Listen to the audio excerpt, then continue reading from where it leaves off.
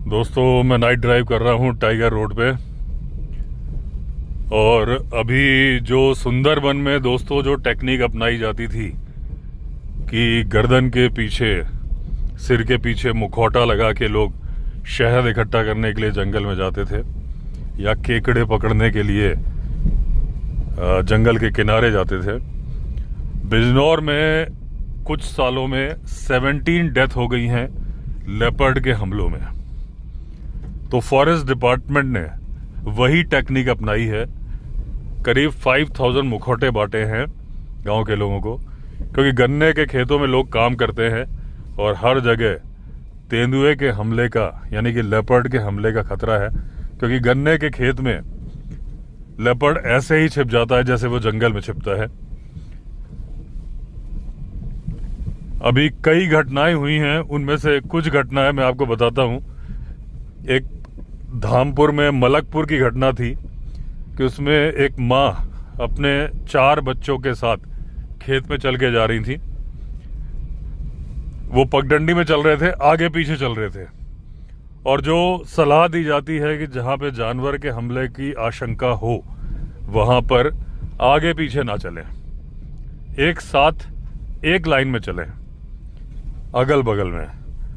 तो उसमें अचानक से उनकी एक बेटी चिल्लाई कि माँ देखो, ये कोई जानवर है। और जब उन्होंने पीछे पलट के देखा तो वहां पर एक लेपर्ड खड़ा था, उनको घूर रहा था।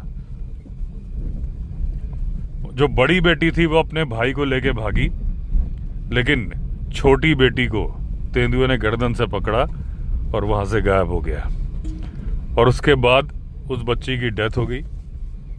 और तेंदुए ने जितना खाया उसके बाद उस बच्ची की बॉडी को पत्तों के अंदर छिपा दिया। यानी कि बॉडी को रख के टाइगर और लेपर्ड अपने पैरों से उछाल उछाल के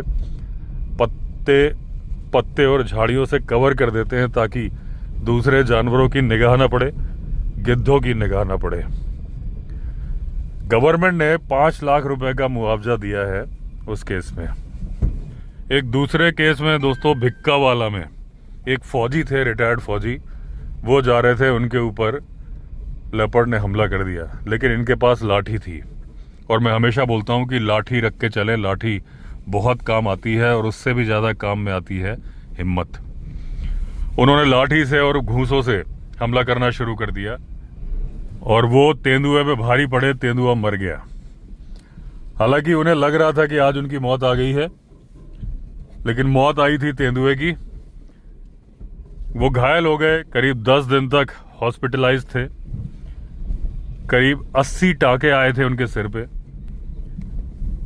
जान बच गई क्योंकि वो घायल थे। तो उन्होंने बताया कि उन्हें कोई मुआवजा नहीं मिला है। जो फॉरेस्ट डिपार्टमेंट है उसने यही बताया कि उन्होंने सुंदरबन की स्कीम को फॉलो किया है। हालांकि दोस्तों, सुंदरबन में अब ये स्कीम कामयाब नहीं है। वहां पे टाइगर मुखौटे पहनने के बाद भी हमला कर रहा है।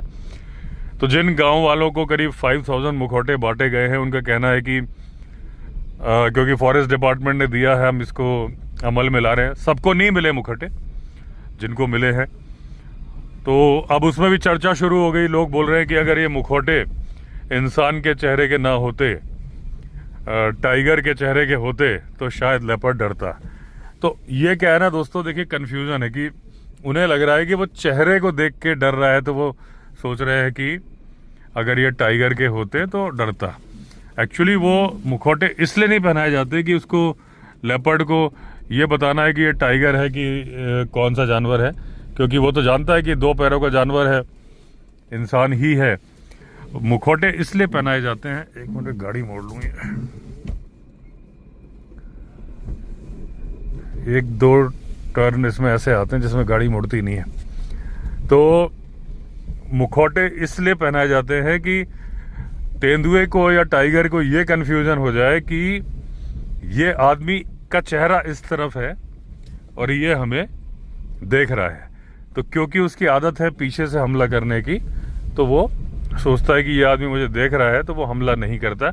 ये तरीका है। लेकिन क्योंकि जानवर बहुत ज़्यादा समझदार होते हैं, वो इतने समझदार होते हैं कि वो जब मैन ईटर बन जाते हैं, तो जो टेक्निक वो जानवरों के लिए अपनाते हैं, यानी कि हवा के डायरेक्शन के उल्टी तरफ से आना, यानी जानवर जहां खड़ा है और टाइगर जहाँ खड़ा है या लेपर्ड जहाँ खड़ा है, तो अगर लेपर्ड की तरफ से हवा जानवर की तरफ जा रही है तो वो वहाँ से नहीं जाता है, वो दूर एक लंबा सा राउंड लेके और फिर उस तरफ पहुँचता है अपोजिट डायरेक्शन में कि अब जानवर की तरफ से हवा उस लेपर्ड या टाइगर की तरफ आ रही है। तो उससे क्या होगा कि टाइगर और लेपर्ड की स्मेल उस जानवर को नहीं आएगी। तो वो जानवर का केस है। और जानवर कौन होता है इस केस में? डियर होता है। डियर की स्मेलिंग पावर बहुत ज़्यादा होती है, सुनने की पावर भी अच्छी होती है, देखने की पावर उतनी अच्छी नहीं होती है।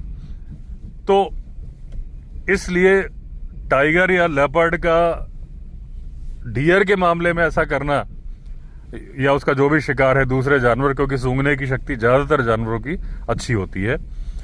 तो उनके लिए इवन जो भैंसें होती है, जंगली भैंस भी होती है, जंगली भैंस यहाँ नहीं होती, लेकिन लेपर्ड तो लेपर्ड तो साउथ अफ्रीका में भी होते हैं, वहाँ टाइगर नहीं होता तो लायन होता है। हमला करने का तरीका वही होता है। तो जो जंगली भैंसें होते हैं इनकी भी देखने की पावर बहुत ही कम होती है, लेकिन सूंघने की पावर बड़ी अच्छी होती है और सुनने की पावर अच्छी होती है। तो उनके मामले में टाइगर नहीं, वहाँ तो लायन है। और लेपर्ड अगर ये तरीका अपनाए तब तो ठीक है। लेपर्ड की खैर हिम्मत नहीं होती कि वो जंगली भैंसे पे हमला करे, लेकिन एग्जाम्पल के लिए है कि देखिए यहाँ पे भी ऐसा ही करना पड़ता है।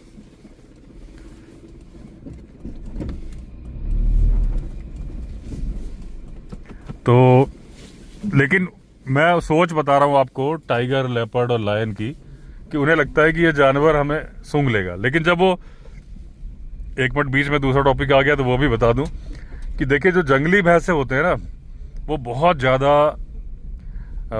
एकता वाले होते हैं, मतलब अपने साथियों का साथ देने के लिए।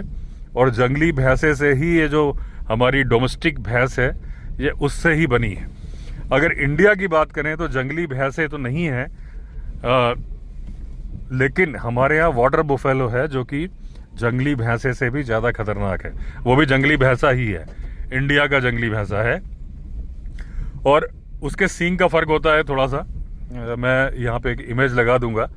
इसके एक हेलमेट सा लगा होता है जो अफ्रीका वाला जंगली भैंसा है, मतलब सींग मुड़े हुए होते हैं, तो उसके सींग थोड़ा बड़े से होते हैं।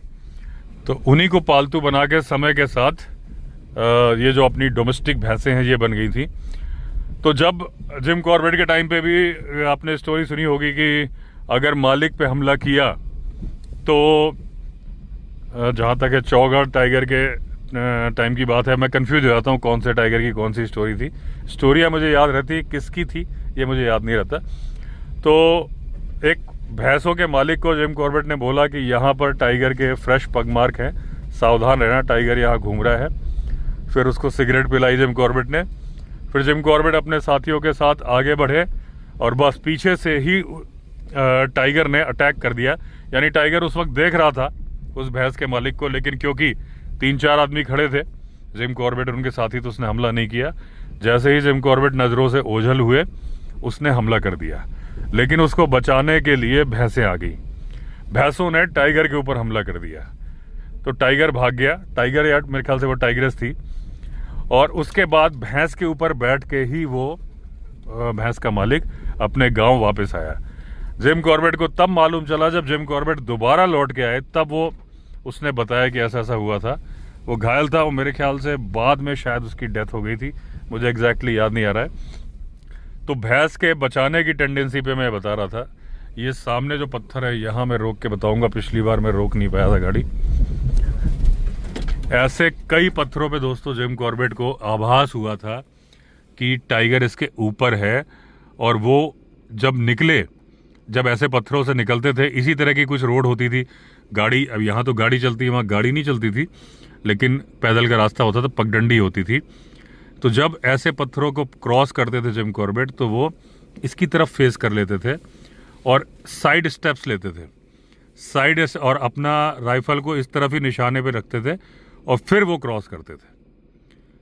तो ऐसे कई केसेस हुए थे और टाइगर था उस केस में पीछे, तो मैंने पिछली बार बताया था। और देखिए नीचे भी इसमें काफ़ी छिपने की जगह है, साइड में भी। तो अगर कोई आदमी पैदल जा रहा है तो घात लगाने की संभावना, या बाइक पे ऐसे पत्थरों के पास में बहुत ज़्यादा होती है। ऐसे में जिम कॉर्बेट के पास तो राइफल होती थी, तो वो साइड स्टेप्स लेते थे। आपके पास तो राइफल नहीं होगी, तो आप अकेले ना जाएं पहली बात तो जंगल में। तो आप जब 3-4 लोग होंगे तो फेस इधर कर लें एक साथ में, और अलर्ट रहें जो भी आपके हाथ में लाठी डंडा है। अगर उस तरफ फेस करेंगे तो आपके ऊपर हमला नहीं होगा, लेकिन अगर आप बातों में मगन रहेंगे और एक आदमी आगे चल रहा है एक पीछे चल रहा है तो हमला होने की संभावना है। ऐसे रास्तों में चलने का एक तरीका है कि 1 2 3 4 ऐसे अगल बगल में चलें, एकदम साथ साथ, बीच में गैप ना रखें, मुड़ मुड़ के देखते रहें। उसी लिए वहाँ मुखौटा लगा रहे हैं धोखा देने के लिए। हालांकि वो स्कीम कामयाब नहीं होगी, मुझे मालूम है, बहुत 1-2 केसेस में ही होगी और उसके बाद वो समझ जाएगा, क्योंकि वो आंखों की मूवमेंट को देखता है। तो पहले मैं भैंस का मैटर बता रहा था कि जंगली भैंसों को ही डोमेस्टिकेट करके बना लिया गया है। ऐसे ही जंगली सुअर का भी सीन है कि जंगली सुअर से ही डोमेस्टिकेट करके वाइल्ड पिग को बनाया है। लेकिन अभी जो बात मैं बताना चाह रहा हूँ भैंस से रिलेटेड है कि भैंस के अंदर एक पारिवारिक व्यवस्था होती है, जैसे कि हाथी के अंदर होता है ना, कि वो एक दूसरे को नाम से पहचानते हैं। हाथी सबके नाम रखे होते हैं, इस बारे में कई बार बता चुका हूँ तो डिटेल में ना बताऊँ। अभी भैंस का बताता हूँ। इनकी पारिवारिक व्यवस्था होता है, इनकी पारिवारिक व्यवस्था होती है ये। अगर जंगली भैंसों की बात करें या वाटर बफेलो की बात करें, तो जब ये मिलते हैं जंगल में तो आपस में हाथी की तरह ही कम्युनिकेट करते हैं, एक दूसरे से झुंड में मिलकर बातचीत होती है इनकी। अपने झुंड के हर सदस्य को ये पहचानते हैं। अगर ये जंगल में चल रहे होते हैं तो उसके बाद ये प्रोटेक्ट करके चलते हैं, यानी जो बुजुर्ग हैं, बच्चे हैं, उनको बीच में रखेंगे। स्ट्रांग, मतलब एक पूरा सिस्टम होता है इनका कि वो जो मजबूत है वो आगे पीछे चलेंगे।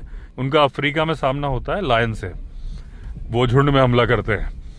लेकिन डियर के केस में नहीं होता ऐसा। मैं जहाँ से टॉपिक चेंज करके आ गया था, मुझे याद है कहाँ से आया था, मैं वहाँ पहुँचूंगा। लेकिन डियर में क्या होता है दोस्तों कि जैसे स्पॉटेड डियर है तो वो उसका जो मेंबर है वो अपना हर्ड चेंज करते रहते हैं। इनके अंदर फीलिंग्स नहीं होती। आप कभी नहीं देखोगे कि डियर में, मतलब 1-2 केस में आप देखोगे कि माँ अपने बच्चे को बचा रही है, क्योंकि माँ के अंदर तो फीलिंग है, उसे मालूम उसका बच्चा है। लेकिन भाईचारे वाली फीलिंग नहीं होती इनके अंदर, जो भैंसों के अंदर होती है। अगर आप अफ्रीका की वीडियो देखोगे तो आप बहुत सारे वीडियो ऐसे देखोगे कि एक भैंसे को पकड़ लिया लायन ने, तो बाकी सारे झुंड बना के आते हैं, हमला कर देते हैं, अपने साथी को छुड़ा लेते हैं। लेकिन आपने डियर में ऐसा कभी नहीं देखा होगा कि लायन ने, टाइगर ने हमला किया और कई सारे डियर आए और वो अपने साथी को छुड़ा ले। माँ का केस अलग है, माँ कई बार करती है कोशिश, तो क्योंकि इनके अंदर बॉन्डिंग नहीं होती। आज आपको डियर दिख रहा है, 40 डियर का एक झुंड है, वो अपना घास चर रहा है, वो एक दूसरे को जानते नहीं है। उनके अंदर ये नहीं है कि वो जानता है कि भाई रामलाल है या श्यामलाल है, ऐसा कुछ नहीं जानता। भैंस जानती है, हाथी जानते हैं। वो तो ये है कि भाई मेरे जैसे स्पॉटेड डियर हैं या मेरे जैसे सांबर डियर हैं, तो वो चल रहे होते हैं। कभी उनको लगता है दूसरा ग्रुप है तो हो गया। ऐसे ही फीमेल का भी सीन होता है कि मेल को जब भगा दिया तो वो उसकी फीमेल पे दूसरे मेल का कब्जा हो जाएगा, वो छोड़ के दूसरी तरफ चला जाएगा। एक इस तरह से इनमें मतलब वो नहीं होता है, बॉन्डिंग नहीं होती है। तो जहां से मैं टॉपिक चेंज करके आया था ये मुझे याद आ गया, तो ये बात मैंने बता दी। तो जब मैन ईटर बनता है टाइगर या लेपर्ड, तो वो उसी तरीके से काम करने लगता है जैसे कि वो जानवरों के मामले में करता है। उसे ये बात नहीं मालूम है कि आदमी के सूंघने की क्षमता उसके बराबर ही है, जितना वो कम सूंघ पाता है उतना ही आदमी। तो अगर हवा का डायरेक्शन इधर आ भी रहा होगा तो आदमी के बहुत नजदीक अगर नहीं खड़ा है टाइगर या लेपर्ड तो आदमी को मालूम भी नहीं चलेगा। तो उसको ऐसा करने की जरूरत नहीं है, लेकिन वो करता है क्योंकि उसे मालूम नहीं है। उसे उसके मेन्यू में जब आदमी आ गया तो उसे लगता है कि जिस तरीके से मेरा फॉर्मूला है शिकार करने का, मुझे वैसे ही शिकार करना है। तो वो हवा का डायरेक्शन चेंज करके आता है। उसके बाद वो देखता है कि इसका चेहरा तो नहीं है इस तरफ, तो वो फिर चेहरे के भी अगेंस्ट जाता है। वो बात तो सही है कि आदमी देख लेगा तो भाग जाएगा, तो मुखौटा यहाँ पे काम आता है। लेकिन वो जो इतना ज़्यादा सोच रहा है कि वो हवा के डायरेक्शन को पहचानने के बाद डायरेक्शन चेंज करके आ रहा है, वो जानता है कि इसकी जो सामने वाला चेहरा असली है, क्योंकि वो आंखें मूव कर रही हैं और ये जो चेहरा है। और वैसे भी वो जो मुखौटे हैं, मैंने फ़ोटो देखी है, वाइट कलर के बनाए हैं, थोड़ी सी मूछें बना दी, वो खिलौना टाइप के हैं, उतने ज़्यादा इफेक्टिव नहीं होते। अगर तो चेहरा बनाया जाए तो प्रॉपर ब्राउन कलर का एक अच्छा सा बनाया जाए तो थोड़ा सा फ़र्क होगा। तो उस टेक्निक पे बहुत ज़्यादा भरोसा ना करें। हाँ, बाकी जो टेक्निक होती हैं कि आप साथ में रहें, एक पहरेदारी करें, बाकी लोग नज़दीक में ही अपनी गन्ने की फसल काटें या घास काटें या लकड़ी चुनें, वो करें और अपना बंटवारा बाद में कर लें कि जो पहरेदारी कर रहा था उसको भी हिस्सा मिल जाए, या बारी बारी से कि थोड़ा थोड़ा आधे घंटे पहरेदार चेंज हो जाए और वो पूरी तरह से अलर्ट रहे। ऐसा नहीं कि वो बीड़ी पीने लग जाए और गप्पे मोबाइल फ़ोन पे लग जाए, क्योंकि उतनी देर में वो काम कर जाएगा। बहुत ज़्यादा शातिर जानवर से आपका मुकाबला है। तो मुखौटे वाली स्कीम बहुत ज़्यादा कामयाब नहीं है, लेकिन ये पहरेदारी करने वाली और सब साथ में रहने वाली ये स्कीम बहुत कामयाब है। इसको फॉलो करने की ज़रूरत है। और एक केस दोस्तों, मैंने एक वीडियो में बताया था आपको कि सुंदरबन में क्या हुआ था कि टाइगर ने शिकार किया एक आदमी का, और क्योंकि नदी के किनारे थोड़े से चढ़ाई वाले रेतीले इलाके होते हैं, तो जहां उसने अपने शिकार को रखा, और आपको मैं बता चुका हूं पहले कि टाइगर जब शिकार करता है इंसान का, उसका सिर काट के अलग कर देता है, और जब खाता है तो हाथ के पंजे और पैर के पंजे छोड़ के पूरा ही खा जाता है। सिर, हाथ के पंजे उसको छोड़ के कई बार तो सिर का मांस भी पूरी तरह से नोच लेता है। सिर को नहीं खाने के कई रीज़न है। एक तो कि ग्रिप में प्रॉपरली नहीं आता, दूसरा रीज़न ये होता है कि उसको डर लगता है सिर से, क्योंकि उसकी आंखें जनरली जब गर्दन तोड़ के मारता है तो जो भी इंसान शिकार बनता है उसकी आंखें भौचक्की होके खुली की खुली रह जाती हैं, और उन आंखों से टाइगर डरता है।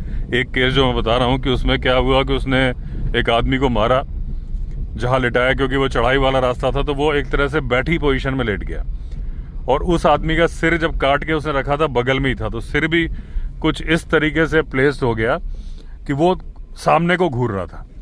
तो टाइगर ने उसे बिल्कुल नहीं खाया। उस जगह पे जब बॉडी के पास लोग पहुंचे, फॉरेस्ट ऑफिशियल्स और गांव वाले, तो देखा टाइगर के बहुत सारे पगमार्क हैं, इधर से घूमने के, इधर से घूमने के।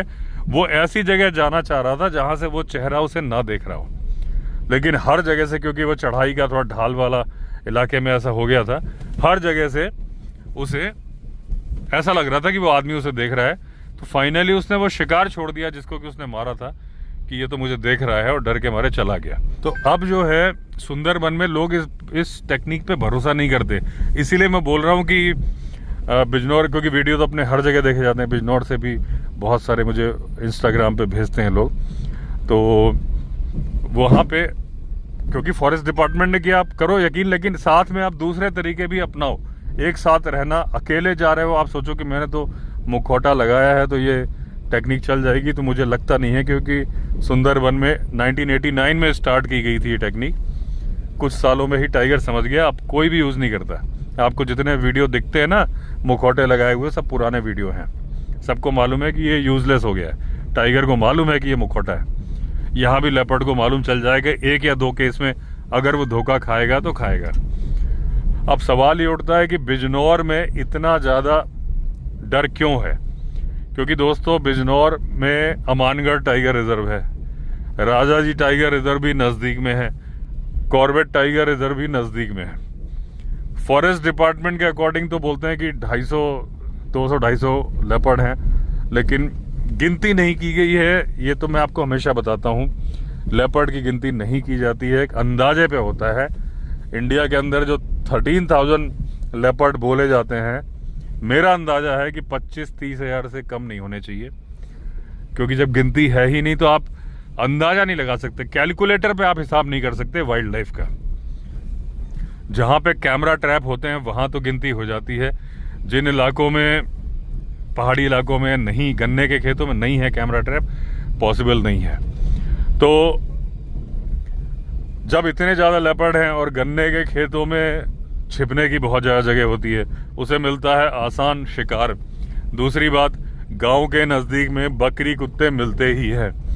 तो और ज़्यादातर टाइगर, मैंने बताया कि अगर आप देखोगे तो 40 से 50% या मुझे लगता है आधे टाइगर कहीं ना कहीं डोमेस्टिक एनिमल पे फीड करते हैं। अगर तो वो मेन टेरिटरी जिसके पास है वो तो नहीं आता, क्योंकि वो कोर एरिया में होता है, उसको बाहर आने में बहुत मेहनत लगती है।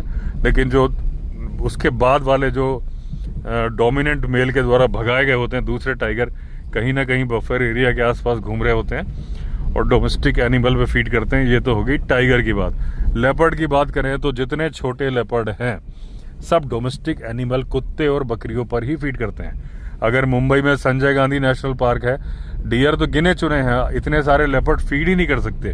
वो टोटली डिपेंडेंट है आसपास की बस्तियों के कुत्तों पर। अब बड़े लेपर्ड छोटे लेपर्ड का मैंने पहले बताया है, एक बार फिर क्योंकि टॉपिक है बता दूं, कोई अलग ब्रीड नहीं होती है।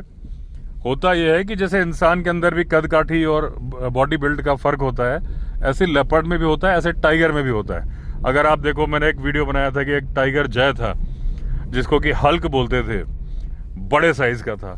कुछ छोटे होते हैं, फीमेल और छोटी होती है, तो ऐसा नहीं है कि ये कोई अलग ब्रीड है। तो उसमें क्या होता है कि जो जैसे बड़ा टाइगर है तो वो मेन टेरिटरी ताकतवर है, मेन टेरिटरी पे कब्जा कर लेगा। छोटा टाइगर है थोड़ा कमजोर है तो थोड़ा साइड में चला जाएगा, बफर एरिया में चला जाएगा। बफर एरिया का मतलब ही है कि कहीं ना कहीं वो डोमेस्टिक एनिमल पे फीड कर रहा है। सेम चीज लेपर्ड में होती है। जो मजबूत लेपर्ड है वो तो जंगल में रहेगा, लेकिन जो छोटा लेपर्ड है उसको लेपर्ड भी भगा देता है। फिर वहां पे सांबर डियर से मुकाबला होता है। सांबर डियर हल्के में रहता है। अगर आप मेरा अभी वीडियो देखोगे, जो कल वीडियो आया था जिसमें मैंने रेयर फुटेज दिखाई, जो मोहन रेंज में मैंने शूट करी है, राजा जी टाइगर रिजर्व में, चिल्ला वाली रेंज में, कि पहले तो सांबर कॉल कर रहा था। मैं उसको शूट कर रहा था कि देखिए कैसे पूंछ उठा रहा है, कॉल कर रहा है, एक पैर पटक रहा है, फिर दूसरा पैर कुछ उसी तरीके से पटक रहा है जैसे कि वाघा बॉर्डर पे, अटारी बॉर्डर पे जो भारत पाकिस्तान की जो परेड होती है, दोनों देश के जो जवान होते हैं वो जोर जोर से पैर पटकते हैं, वो उसी तरीके से सांबर डियर भी पैर पटकता है। हालांकि वो यहाँ पे पटकता है अपने साथियों को बताने के लिए कि भाई खतरा है। तो वो कर रहा था, उसके बाद लेपर्ड निकला। मुझे नहीं लगता कि 20 फीट से ज़्यादा फासला था। हालांकि मैंने जूम किया था, लेकिन इतना भी जूम नहीं था मेरा, 20x ही जूम था, तो 20 फीट से ऊपर फासला नहीं था।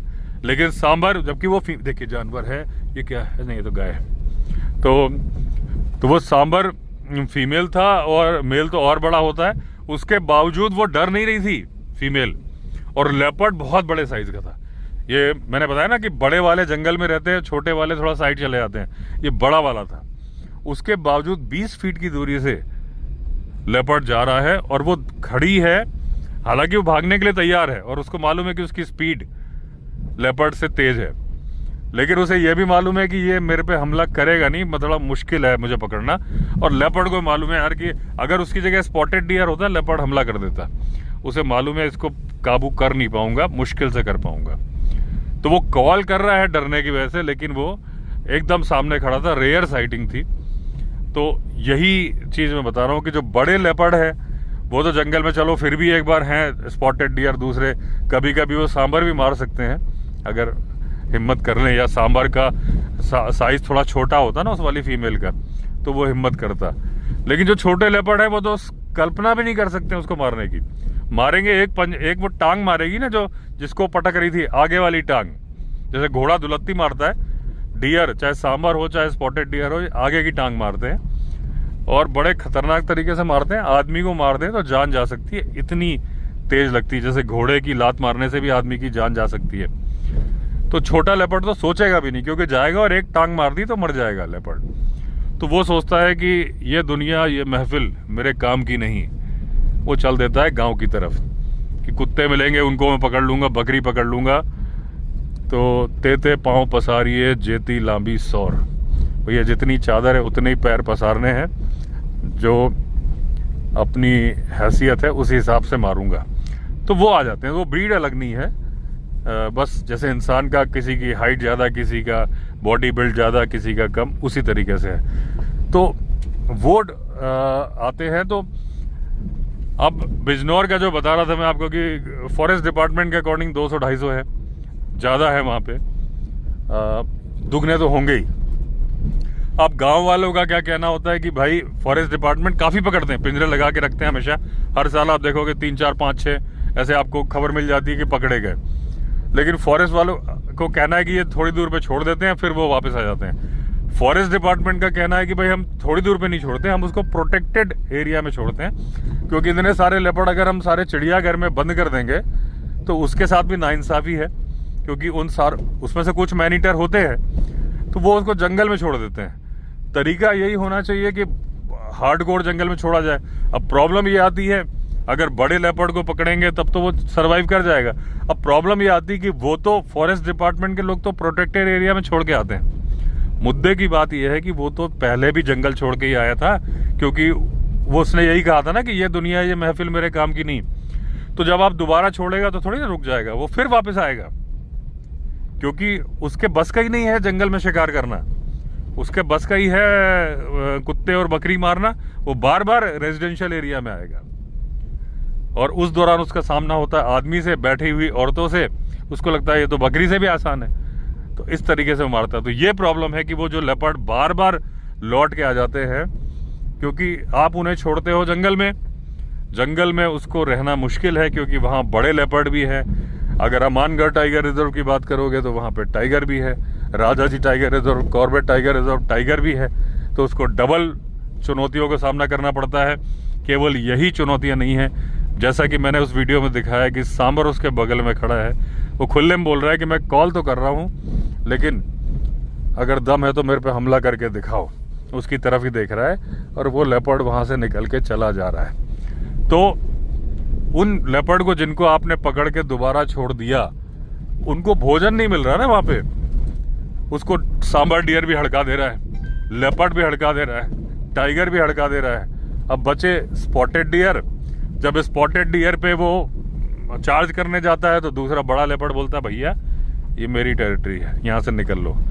तो हर जगह से उसको धक्का मार के भगा दिया जाता है। तो अब वो जाए तो जाए कहाँ? तो फिर वो कहता है भैया मैं वहीं चलूँ गन्ने के खेतों में, जहाँ मुझे बकरियाँ, कुत्ते और फिर इंसान मिल जाता है। तो ये एक चीज़ है, जैसे कि आप चूहे पकड़ के छोड़ देते हो, चूहे वापस लौट के आ जाते हैं, इसी तरीके से लेपर्ड भी मजबूरी के तहत वापस लौट के आ जाते हैं। उनकी मजबूरी है लौटना।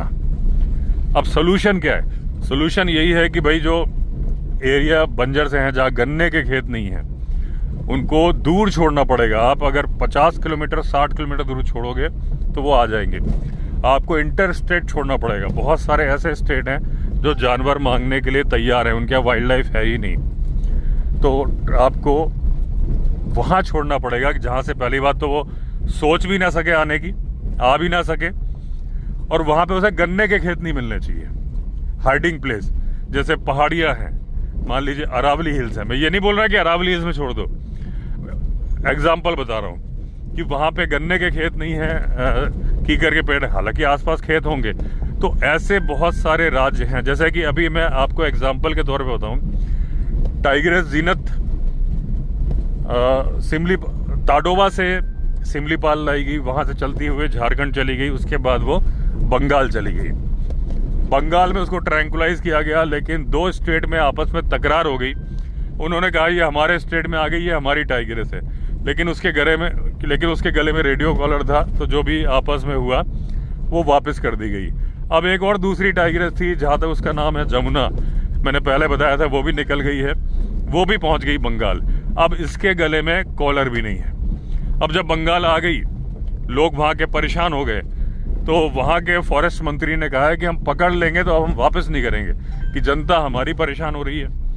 और दूसरी बात, जब टाइगर हमारे यहाँ आ रहा है, इसका मतलब हमारा जंगल टाइगर के रहने के काबिल है। तो यहाँ तो ये बात है कि भाई वो शिफ्ट की गई थी ताडोबा से सिमलीपाल की जेनेटिक व्यवस्था को ठीक करने के लिए, जो इन ब्रीडिंग हो रही है। और दूसरी बात दोस्तों, टाइगर और वाइल्ड लाइफ, इसमें कोई स्टेट नहीं, पूरा देश एक है। इसका सिस्टम एक गवर्निंग बॉडी से होना चाहिए।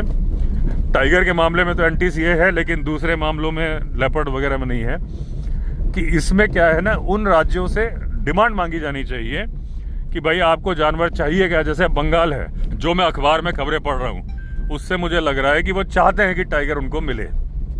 तो जहाँ पे एक्सीड कर रहे हैं, जैसे कॉर्बेट नेशनल पार्क अभी राजाजी में भेजे, तो अगर एक्सीड कर रहे हैं तो सिस्टम बनाना चाहिए, चाहे वो मध्य प्रदेश हो। हालांकि इसमें मैंने बताया कि थोड़ा टाइगर एक प्राइड का विषय होता है कि कॉर्बेट से राजा जी में तो भेज दिया जाएगा क्योंकि एक ही स्टेट की मामला है, क्योंकि नंबर 1 पे मध्य प्रदेश, नंबर 2 पे कर्नाटका, नंबर 3 पे उत्तराखंड है। तो अगर अगर आप उत्तराखंड से बोलोगे अपने टाइगर दे दो तो नंबर 4 पे चला जाएगा। कर्नाटक से बोलोगे तो नहीं देगा, वो सोचेगा उत्तराखंड बन जाएगा नंबर 2। मध्य प्रदेश से बोलोगे वो कहेगा अगर मैंने अपने टाइगर दे दिए तो कर्नाटका नंबर 1 हो जाएगा। ये थोड़ी सी एक प्रेस्टीज वाली बात है। वो सेंटीमेंट जनता के भी सेंटीमेंट है और सरकार के भी होते हैं कि हमने इतना प्रोटेक्शन किया, हमने अपने जानवर बचाए, अब हम दे दें, ये कहाँ की बात है।